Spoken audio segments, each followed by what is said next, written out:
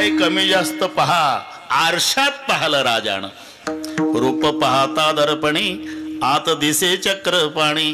पागल झाला राजा. आरशात देव दिसतो पुढं शेणा, वाटीतल्या पाण्यात देव पुढं शेणा. पागल झाला. शेवटी हजामत झाल्यावर सेना महाराजांच्या रूपातले देव म्हणले, सरकार अजून 1 तास शिल्लक आहे माझ्याकडे. तिथलं सांगतोय मी. मग मालिश करून देतो मी तिथलं. आणि मग मालिश सुरू केली राजाची. हात लागल्याबरोबर कोड गेली. जी कोड होती अंगाला, हात लागल्याबरोबर. का हात कोणाचा आहे? अरे वैद्याचा हात लागला तर आजार संपतो. तुका म्हणे वैद्य राजा पंढरीचा निवास. कोड गेली आणि त्याला एकदम शीतलता प्राप्त झाली. राजा म्हणला, शेणा इतके वर्ष हजामती करतो पण एवढा फायदा नाही झाला वा कधी. अरे माझी कांती चकाकायला लागली. कोड होती जन्माची, सोन्यासारखं शरीर झालं आणि शीतलता प्राप्त झाली. तुझ्या हातात काहीतरी जादू आहे. सेनाच्या रूपातले देव म्हणले, जादू कशाची सरकार? काडी मोडायला आणि कावळ्या उडायला. तसा तुमचा आजार जायला आणि माझा हात लागायला. नाही बाबा, मी आज तुझ्या सेवेवर प्रसन्न आहे. सोन्याच्या वंजळभर मोहरा आणल्या राजानं. हात धरले सेनाच्या रूपातल्या देवानं. नाही मी काय केलं सरकार? माझं कर्तव्य केलं. नाही मी प्रसन्न आहे. हो नाही हो नाही करता करता वंजळभर मोहरा सेना महाराजांच्या धोकटीत टाकल्या. धोकटी उचलली देवानं. जिथून आणली होती VIP तिथं नेऊन लटकवली. इकडे वारकऱ्याच्या हजामती झाल्या. आणि बायको म्हणली, ते सेवक आले होते राजाचे, हजामत करायची म्हणले राजाची. तू काय म्हणली? हादरात बसला सेनाराज. मी म्हणलं त्या वारकऱ्याच्या हजामती चालल्या, हजामती करतोय माझा पती, त्या झाल्या म्हणजे पाठवते. काय करून बसली? आधीच ते गरम डोक्याचा आहे. तशीच घाईत झोकटी उचलली. जो खरा शेणा पळत आला. राजाला दंडवत. काय झालं शेणा? काही नाही, उशीर झाला, क्षमा करा. म्हणजे तुमची हजामत करायला यायला उशीर. अरे तू आताच गेला. गरीबाची चेष्टा करू नका सरकार, मी आलो नाही. अरे तू आताच गेला सेना, माझी एवढी सेवा केली. हे बघ सोन्यासारखं शरीर चकाकायला लागलं. मला शीतलता प्राप्त झाली. कोड संपली. अहो माझ्या पांडुरंगाची शपथ घेऊन सांगतो सरकार, मी आलो नाही. अरे तू आला बाबा. तुला खोटं वाटत नको म्हणत होता तरी वंजळभर सोन्याच्या मोहरा तुझ्या धोकटीत टाकल्या. एकदम सेना मांडी घालून खाली बसला. अशोकराव धोकटी उघडली, पाहिलं तर सोन्याच्या मोहरा. हुंदके देव देव रडू लागला. राजे म्हणले, का रडतो सेना? माझ्या बापाचे शब्द आठवले सरकार. मरताना माझा बाप देवीदास म्हणाला होता, सेना पंढरीचा पांडुरंग त्याच्या भक्ताची सेवा करणाऱ्याची सेवा करतो. आज अनुभव आला राजे. मी वारकऱ्याच्या हजामती केल्या आणि माझ्या जगाच्या बापानं तुमची हजामत केली. आता सेवेचा राजीनामा. आजपासून मी माणसाची सेवा करणार नाही, देवाची. आणि मग सेना महाराज महाराष्ट्रात आले. आल्यावर पंढरपूरला पांडुरंगाचं दर्शन घेतलं अशोकराव. आणि मग महाद्वारात नामदेव महाराज भेटले. नमस्कार केला. आपण? मी इथलाच आहे, नामदेव शिंपी. तुम्ही? तसे आम्ही महाराष्ट्रातले, पण 7 पिढ्यापासून पोट भरायला गेलो तिकडे बुंदेलखंड. रामसिंहाच्या पदरी सेवा आमचे वडील देवीदास.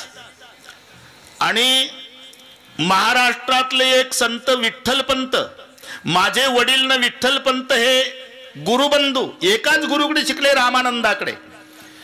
माझे वडील म्हणायचे, एकदा तरी पंढरपूरला दर्शनाला जा, पण कार्यव्यापामुळे येता नाही आलं नामदेवराय. पण 1 महिन्यापूर्वी एक घटना घडली. काय बाबा? मी वारकऱ्याच्या हजामती करत होतो आणि हा जगाचा बाप माझ्या मालकाची हजामत करत होता. सोन्याच्या मोहरा माझ्या धोकटीत निघाल्या. मी राजीनामा देऊन आलो. माझे वडील म्हणाले होते की माझ्या गुरुबंधूला 4 मुलं आहे आळंदीला. 4ही अधिकारी आहे. निवृत्ती, ज्ञानदेव, सोपान आणि मुक्ताबाई. तेव्हा आता विठ्ठलाचं दर्शन झालं नामदेवराय, मला आता अलंकापूरला जाऊन माऊलीचं दर्शन घ्यायचं आहे असं म्हटल्यावर नामदेवरायाचं रडणं सुरू झालं. सेना, उशीर झाला तुला. म्हणजे 1 महिन्यापूर्वी सोहळा झाला, माऊलीनं समाधी घेतली, आता तुला दर्शन नाही मिळणार. आणि मग नामदेवाच्या गळ्याला बिलगू बिलगू सेना महाराज रडले. का रडतो बाबा? नामदेवा, मला विठ्ठलाचं दर्शन झालं नसतं तरी चाललं असतं, पण माऊलीचं दर्शन व्हायला पाहिजे होतं. का? जगावर अगणित उपकार.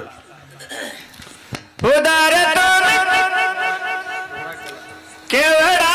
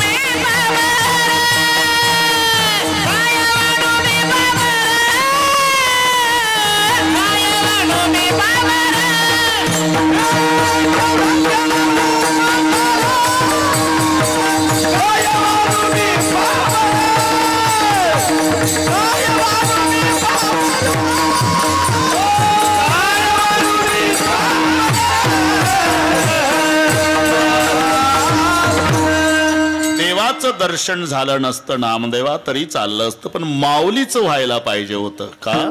केवढा केला उपकार. सहज शब्द आहे, सहज बर का बारड बाबा. केवढा केला उपकार. एवढा आणि केवढा शब्द जवळचे वाटतात, पण जमीन आसमान इतकं अंतर आहे. थोडी मजा पहा शब्दाची.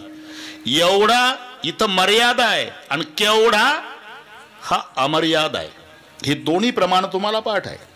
तुम्ही सनकादिक संत, मनविता कृपावंत, एवढा करा उपकार, सांगा देवा नमस्कार. तुम्ही संत आहे ना, मग गेला म्हणजे एवढा उपकार करा, माझा देवाला नमस्कार सांगा. एवढ्याला मर्यादा आहे, पण केवढा केला अमर्याद आहे. केवढा केला उपकार.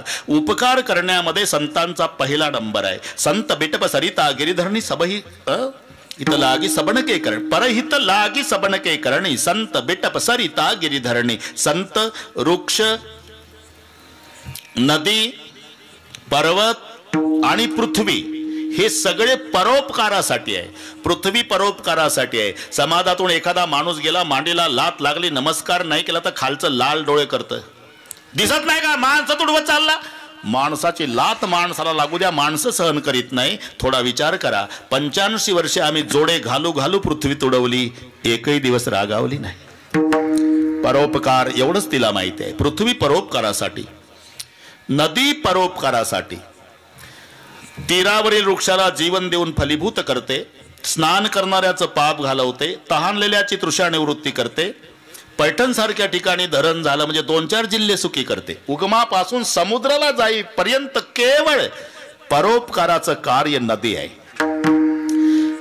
नदी जिथून उगम पावते, नद्यांचं जन्मस्थान पर्वत परोपकारासाठी आहे. पर्वत हा नद्यांचा बाप आहे, नद्या पर्वतांच्या मुली आहे.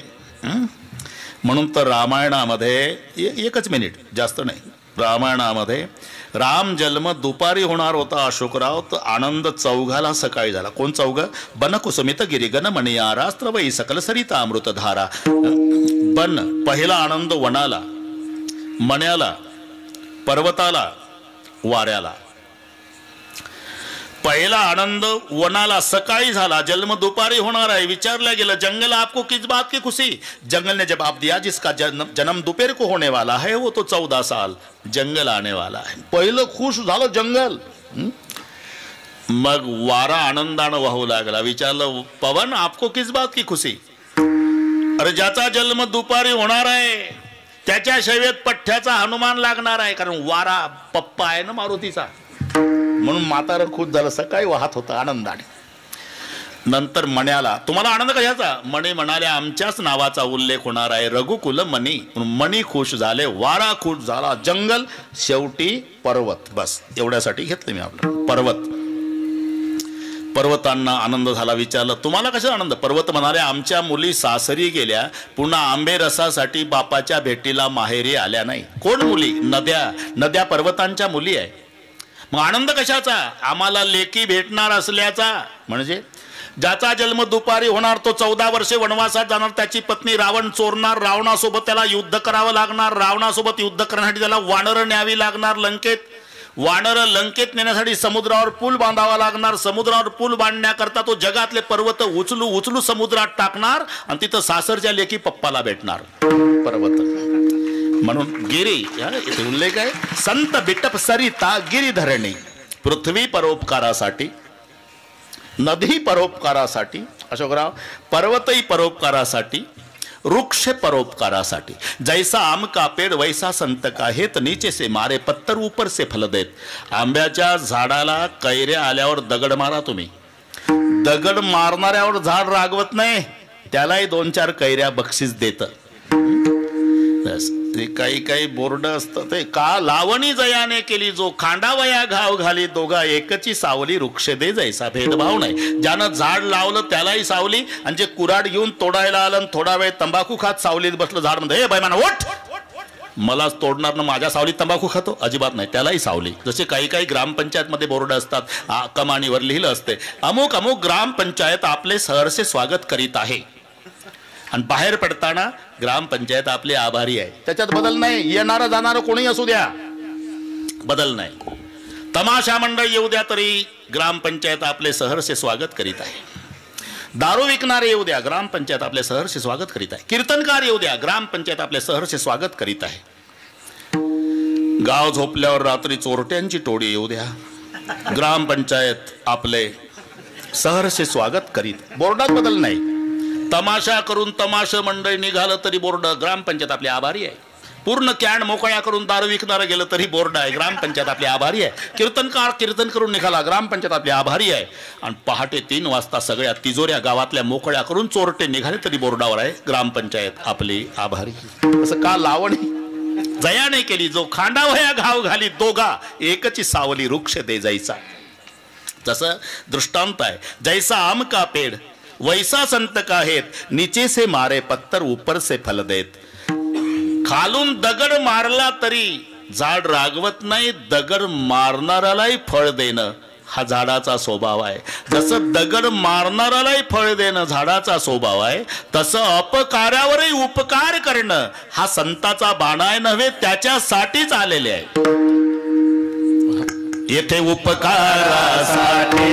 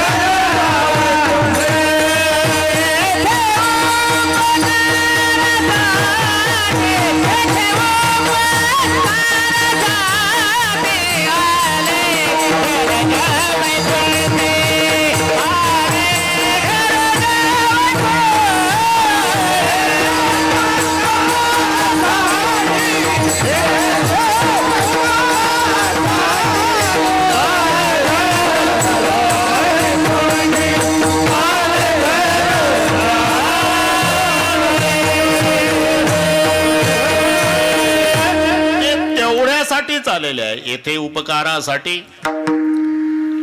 काही उपकार करतात अशोकराव, याच्यात 4 तुकडे पडतील. उपकार्यावर उपकार, अपकार्यावर अपकार, उपकार्यावर अपकार आणि अपकार्यावर उपकार. अपकार्यावर अपकार यानं त्याची गंज पेटवली, मग काही दिवसानं हे त्याचा गोठा पेटवतं. हे कीर्तन चांगलं पाठ आहे तुम्हाला.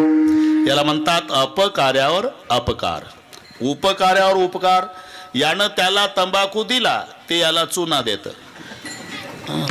हे तर सगळे कळलं जातात म्हणजे, कारण नुसता तंबाखू खाऊ नये अशोकराव, चुना पाहिजे. भगवंत म्हणे अर्जुना, जो खाय तंबाखू चुना तो भक्त माझा जुना.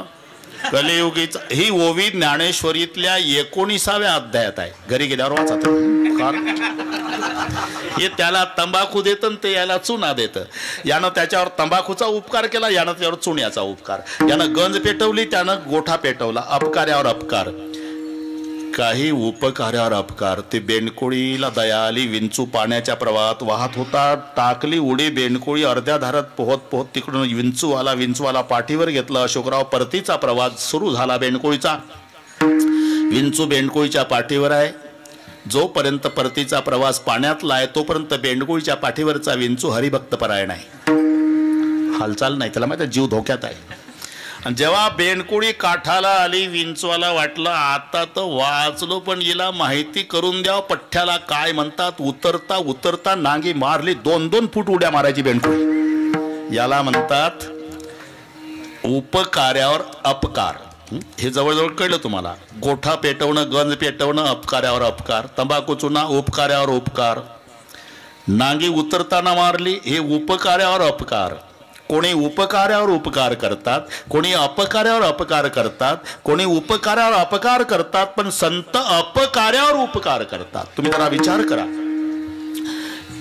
केवढे अपकार.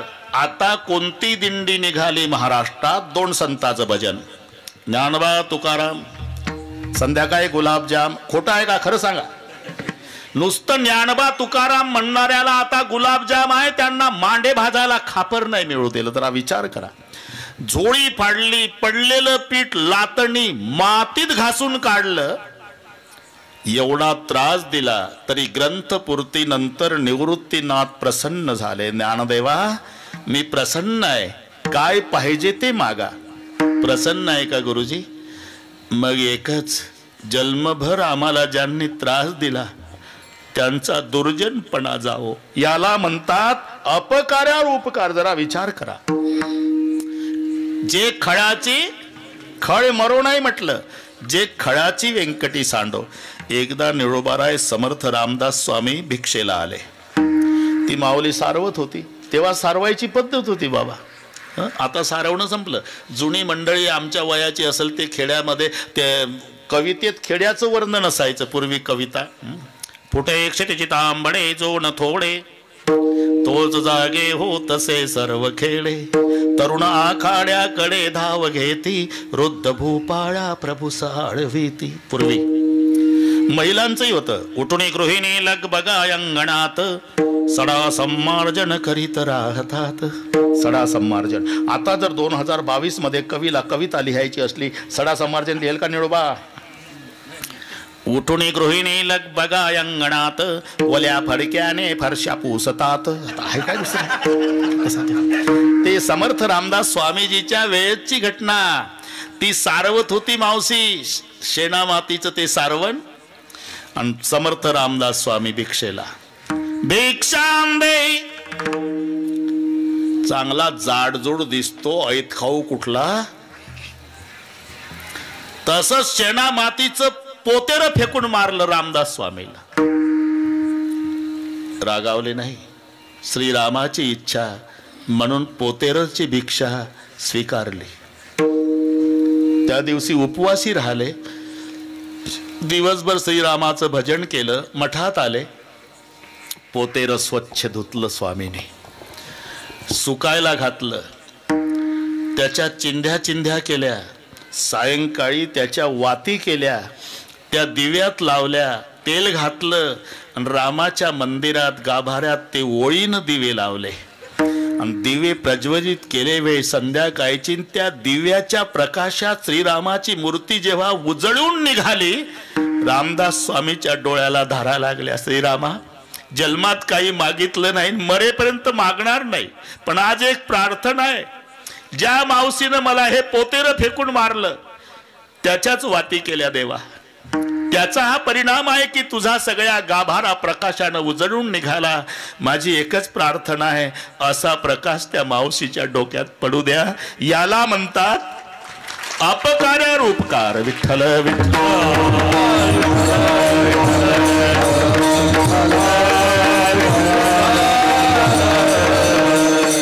म्हणून सेना महाराज रडतात. पंढरपुरातलं दृश्य. नामदेवाच्या गळ्याला, संत नामदेवाच्या गळ्याला, नामदेव बाबा, नाही देवाचं दर्शन झालं असतं तरी चाललं असतं, पण माऊलीचं झालं पाहिजे होतं का?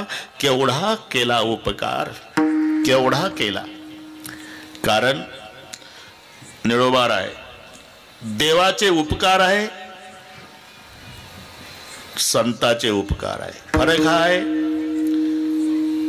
देवानं गुह्य सांगितलं, एक लक्षात घ्या. तण इति गुह्यतमम शास्त्र, इदम उक्तम मया अनघ. तू निष्पाप आहे, तुलाच सांगतो, गुह्य शास्त्र. पण माऊलीनं ते प्रगट केलं. प्रगट गुह्य बोले.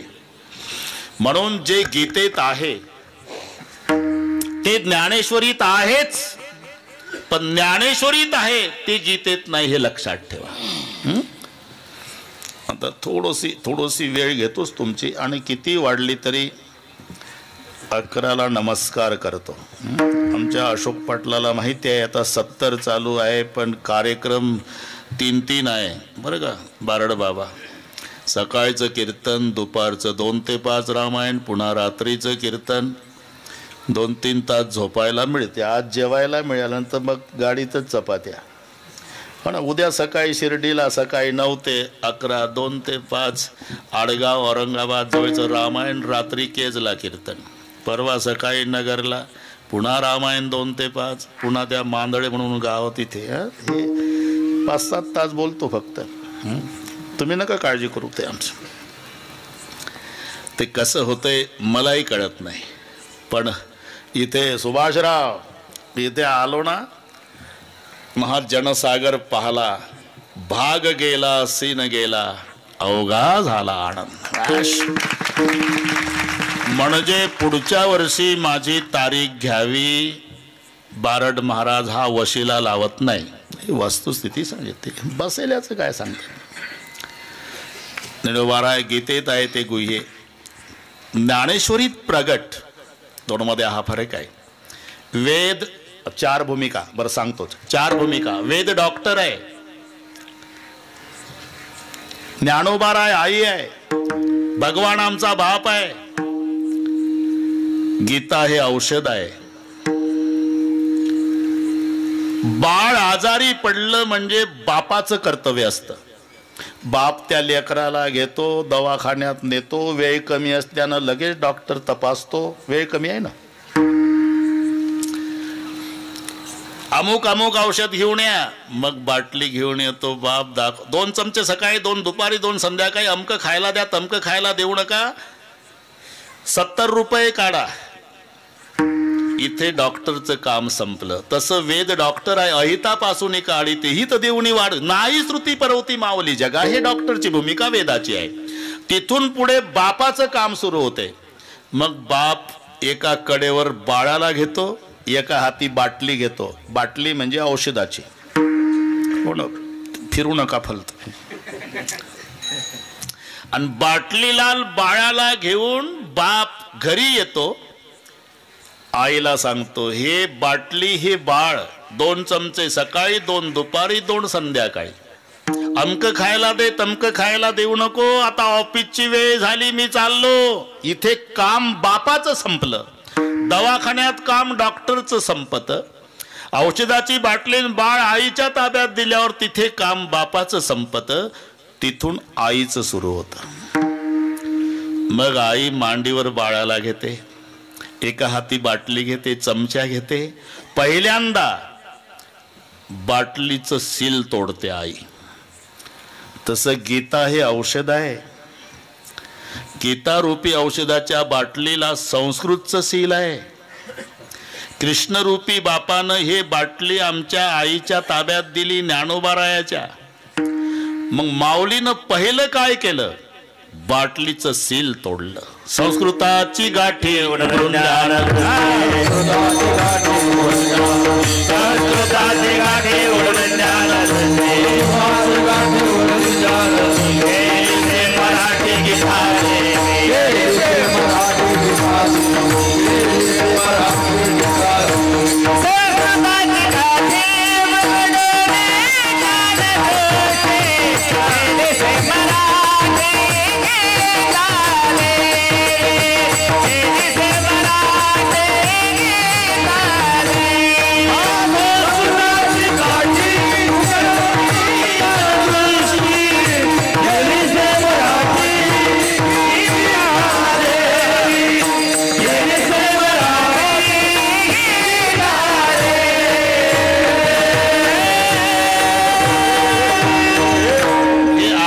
भूमिका. आईनं पहिलं बाटलीचं सील तोडलं. गीता ही औषधाची बाटली, त्याला संस्कृतचं सील तोडलं आमच्या आईनं, ज्ञानोबारायाने. केली से मराठी गीता देवी. आणि एक एक चमचा लेकराला पाजल्या. म्हणजेच ज्ञानेश्वरीच्या 9000 ओव्या हे चमचे पाजलेच लेकराला. ब्रह्म साम्राज्य दीपिका वर्णी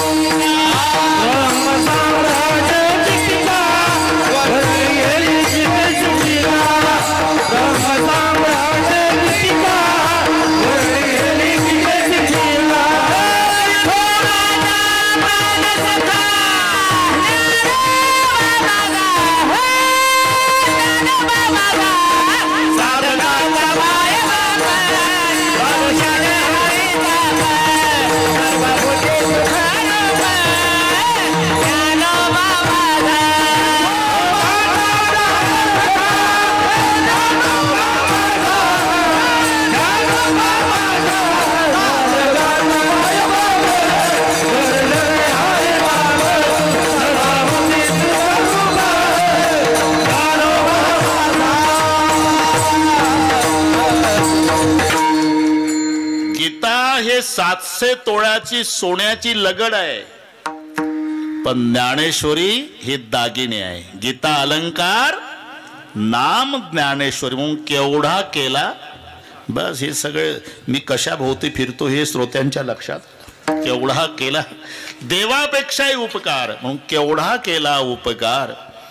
आता उपकार करणाऱ्याजवळ उदारता पाहिजे अशोकराव. अरे आजोबा नातवाला विंचू उतरायचा मंत्र शिकवत नाही. कारण आज्याला माहिती आहे नातवाला मंत्र शिकवला की माझा तंबाखू गेला. कारण याच्याकडे विंचू चावलेलं येतं. ते म्हणतं उतरवतो पण मला 25 रुपये दे. तेवढ्यात पुढ्यात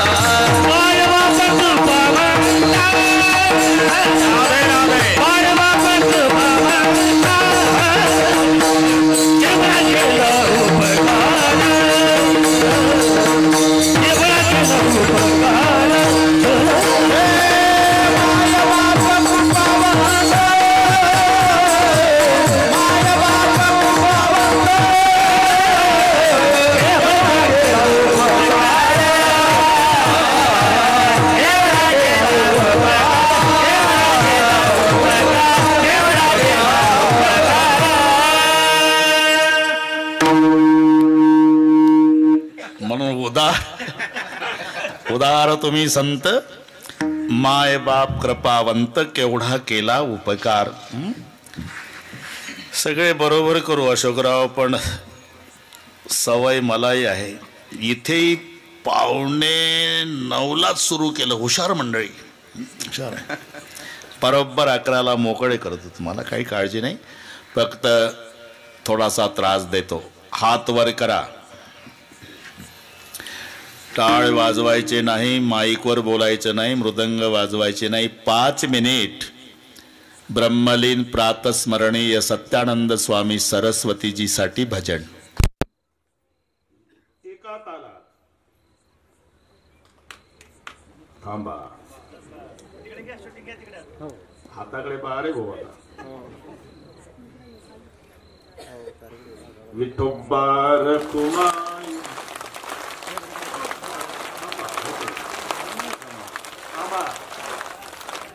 एक माझ्याकडे पहा, एक हात वर करा, एक हात, एक हात वर, एका तालात एक.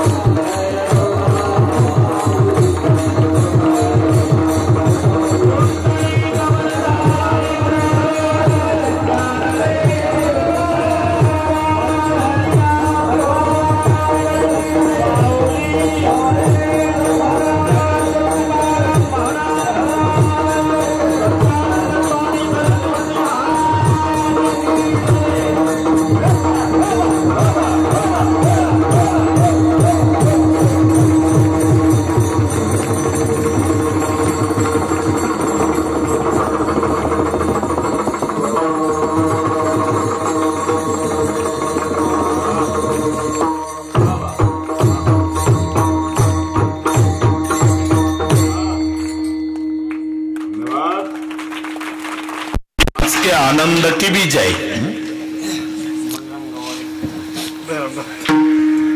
बैराम दादा खोटं बोलतो, बरं ठीक आहे, पण पखवात खरा वाजवतो, बाकी खोटं बोलू द्या. अरे हे गुणीजन मंडळी हे पूर्वजन्मातले इंद्र आहेत अशोकराव, चुकून आले इकडे. इंद्र आहे हे सगळे. गायनाचार्य अर्जुनाच्या भूमिकेतले आहे. ही सगळी गुणीजन मंडळी म्हणजे आमच्या वारकरी संप्रदायाचं सौंदर्य. लक्षात आनंद त्याच्यामुळे. नोहे एकल्याचा खेळ, लावणी मृदंग श्रुती टाळ घोष, त्याच्यापासून होणारा आनंद, त्याचं नाव ब्रह्मरस. सेऊ ब्रह्मरस आवडीने, आवडीने बरं का. मोहाचा रस आहे पण आवडीनं नाही. ते वाकडं तिकडं तोंड करून आहे. पण जाऊ दे, वाढत राहता. लक्षात घ्या, लावणी ही साधन आहे त्याचं. जसं उसाचा रस घ्यायचं साधन काय? काचेचा ग्लास. आंब्याचा रस घ्यायचं साधन काय? स्टीलची वाटी. मोहाचा रस घ्यायचं साधन काय? तुटक्या दांडीचा कप. हे सगळे साधनं पाठ आहे तुम्हाला. साधनाशिवाय उसाचा रस घ्यायला काचेचा ग्लास पाहिजे, आंब्याचा रस घ्यायला वाटी पाहिजे, मोहाचा रस घ्यायला तुटक्या दांडीचा कप पाहिजे, पण ब्रह्मरस घ्यायला हे साधन लावणी मृदंग श्रुती टाळ घोष मग सेऊ ब्रह्मरस. म्हणून तुमच्यावर पुष्पाचा वर्षाव केला, आम्हाला त्याचा डबल आनंद झाला. विठ्ठल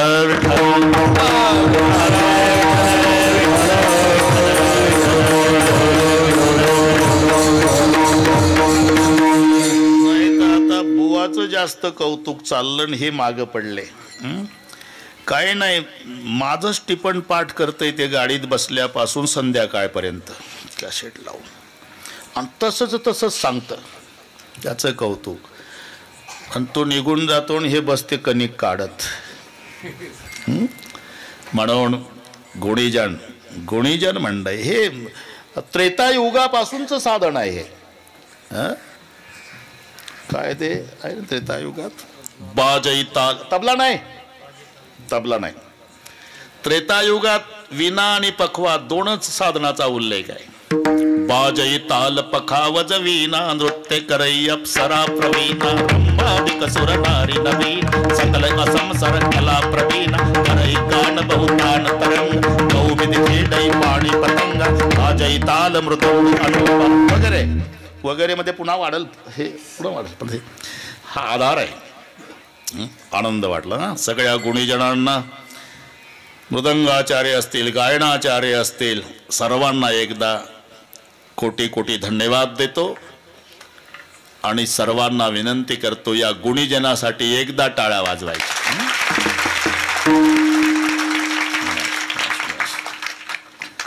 उदार तुम्ही संत. इथं आलो होतो आपण. मी शुद्धीवर आहे, काळजी करू नका. उदार देवही उदार आहे, संतही उदार आहे, पण दोघाच्या मध्ये हा फरक आहे.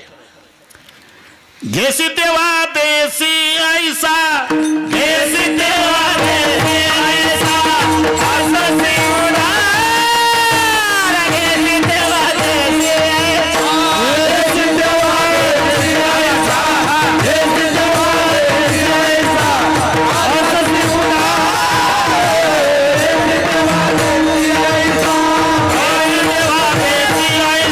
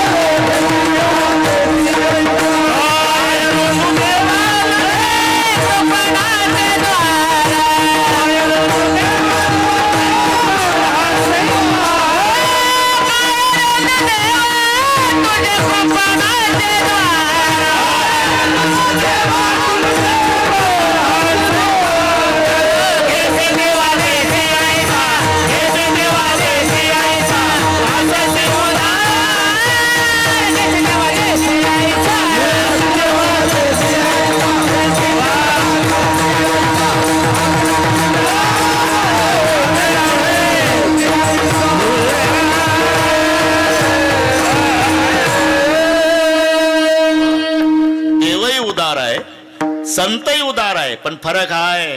घेसी तेव्हा देसी ऐसा अससी उदार.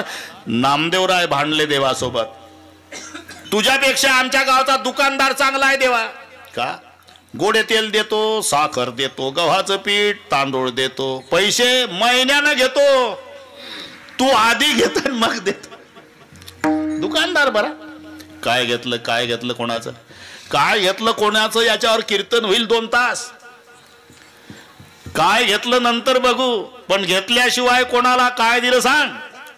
सांगत्वा कवना काय दिले,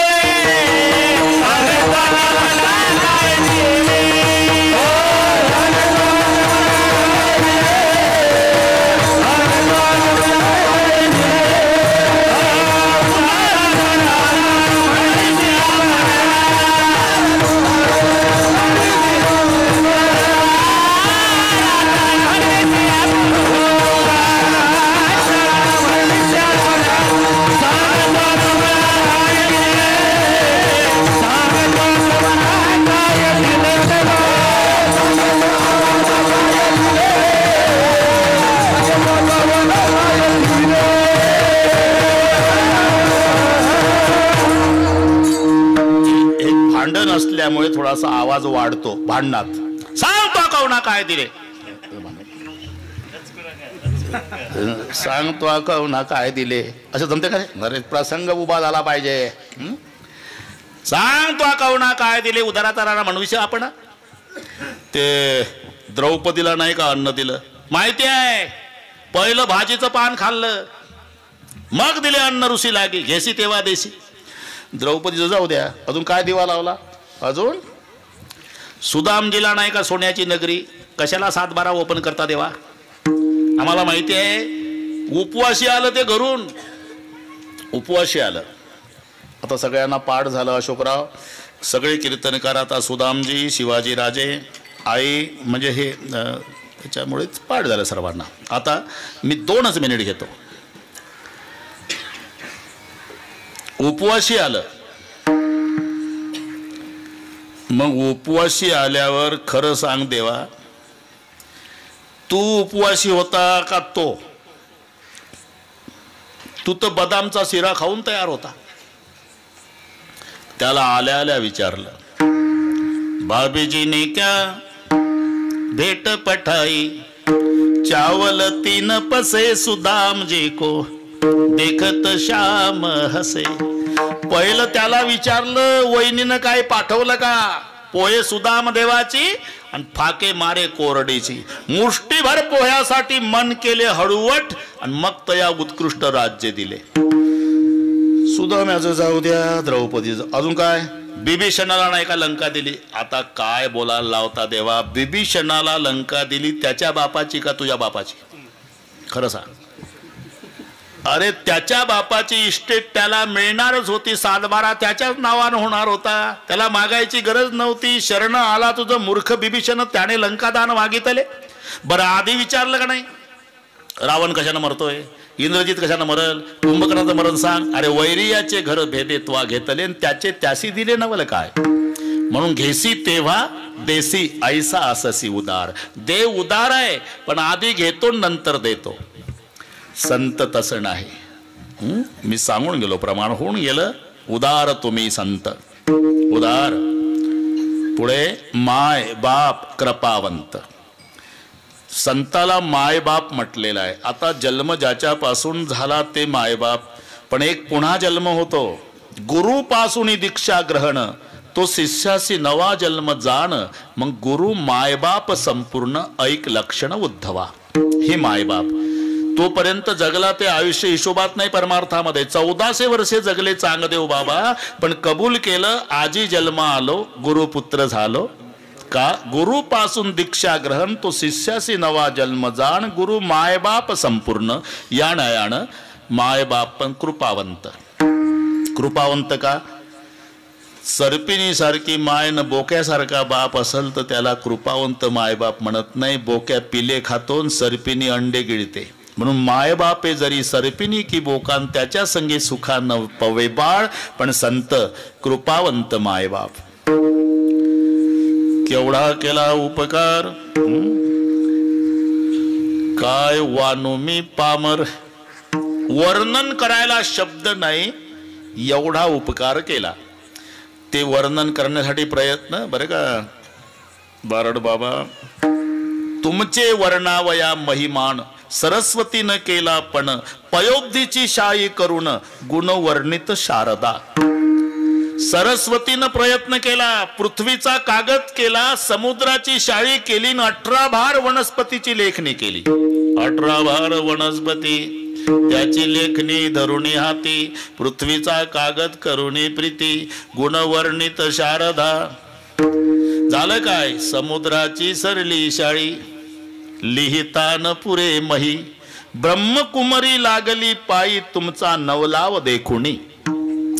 18 भार वनस्पतीची लेखणी संपली, समुद्राची शाई संपली, पृथ्वीचा कागद संपला आणि सरस्वती थकली. हे लक्षात आलं ना? समुद्राची सरली शाई, लिहिता न पुरे मही, ब्रह्मकुमारी लागली पायी, जिथं सरस्वतीनं वर्णन शक्य झालं नाही, तेथे माझा काय कोण तो विचार,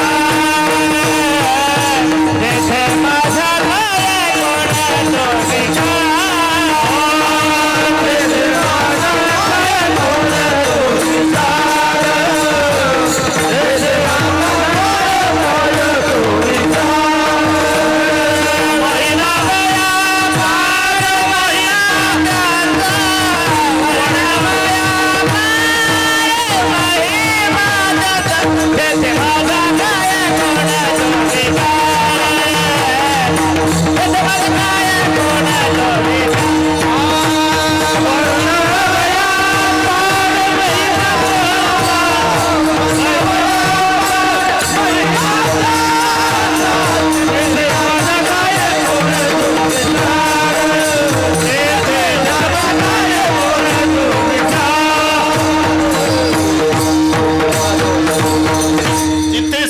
सरस्वतीला शक्य झालं नाही तिथे काय वानू मी पामर.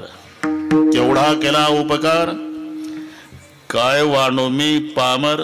अहो केवढा केला पार 11:15 झाले. केवढा म्हणजे नेमका जड जीवा उतार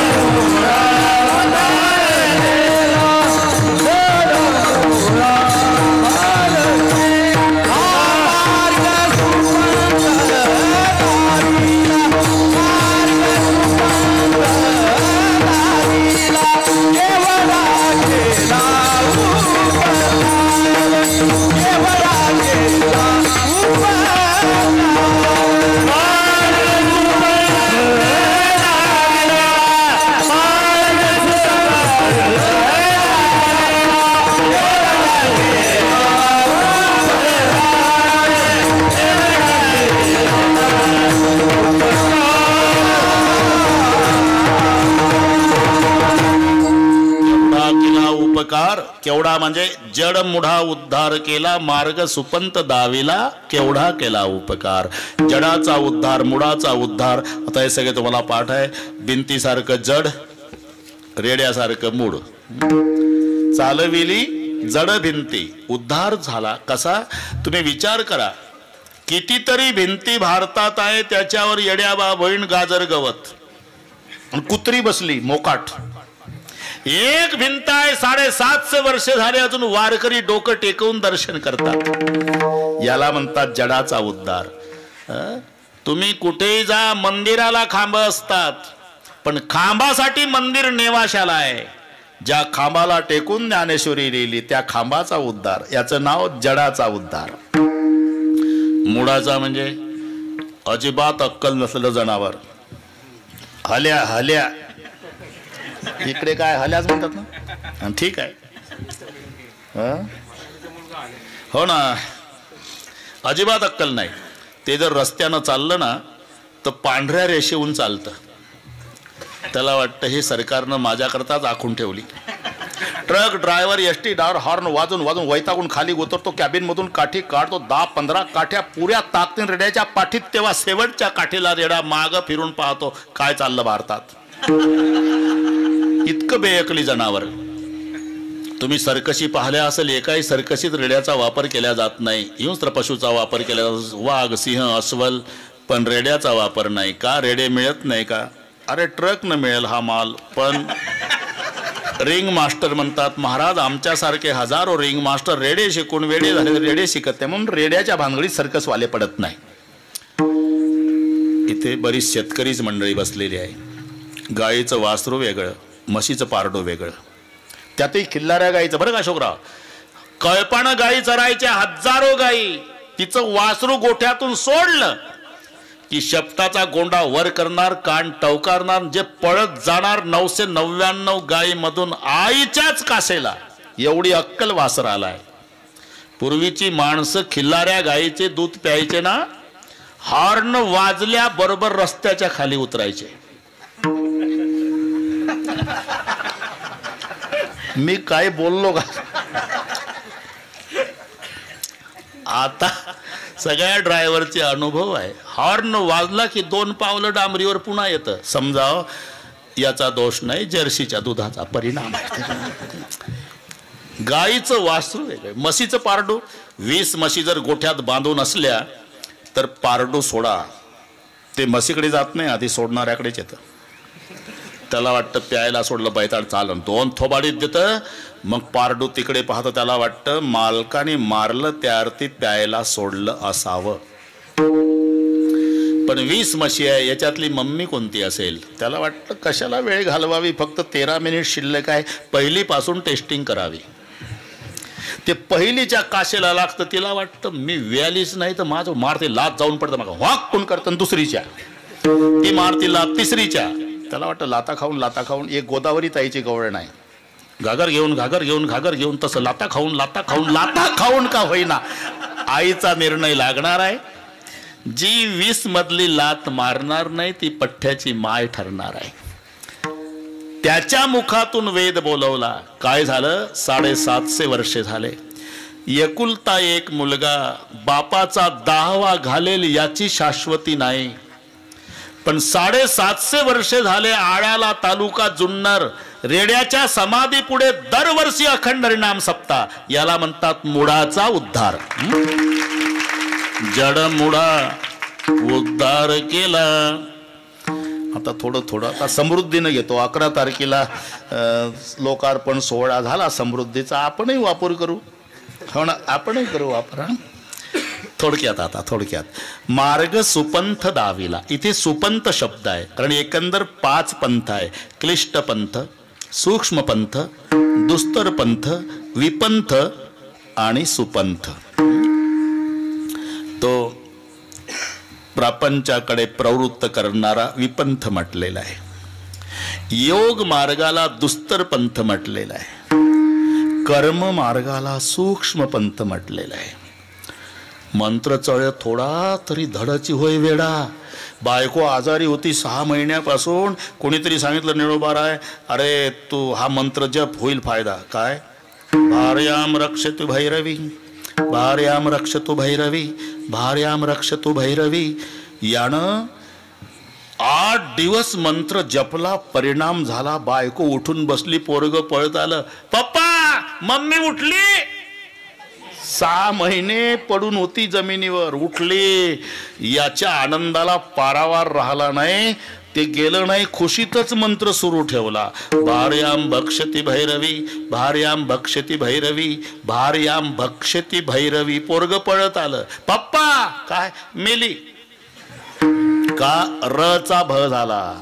भार्याम रक्षती भैरवी ऐवजी भार्याम भक्षती भैरवी. मेली बायको. मंत्र चळे थोडा धडची होय वेडा. याला सूक्ष्म पंथ म्हटलेला आहे. तो योग दुस्तर पंथ आहे.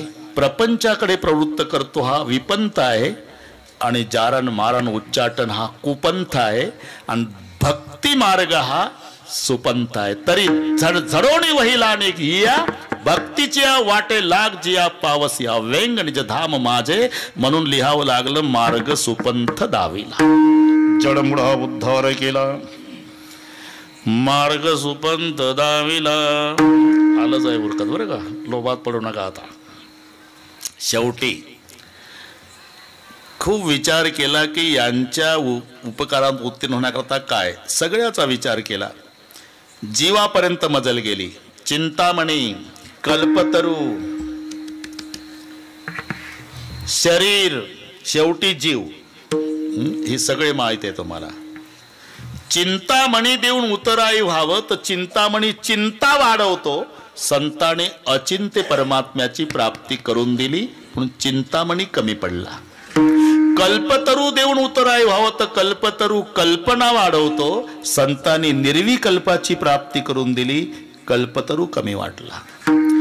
देहानं उतराई व्हावं तर देह नाशिवंत आहे. संतांनी अविनाशाची प्राप्ती करून दिली. शरीरही कमी वाटलं. जीवे व्हावे उतराई तो समूळ मिथ्या पायी. संतांनी सत्य परमात्म्याची प्राप्ती करून दिली म्हणून जीवही कमी वाटला. म्हणून शेवटचं चरण सेना मने उतराए, सेना मने उतराए, सेना मने उतराए, सेना मने उतराए, सेना मने उतराए, सेना मने उतराए, सेना मने उतराए.